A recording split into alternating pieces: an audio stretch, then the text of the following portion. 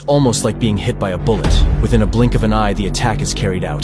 The culprit is the peregrine falcon. It is not only the fastest bird in the world, but also the fastest animal on Earth. While hunting, it can dive at speeds of up to 240 miles per hour, which is faster than the highest speed ever recorded of Formula One racing cars. Peregrine falcons commonly catch small to medium-sized birds in the air, with swift and spectacular dives called stoops, or else sometimes they go for shorebirds and ducks. Spending most of their time at high altitudes gives them the opportunity to spot prey easily without getting noticed and assault them with their super high speed dives.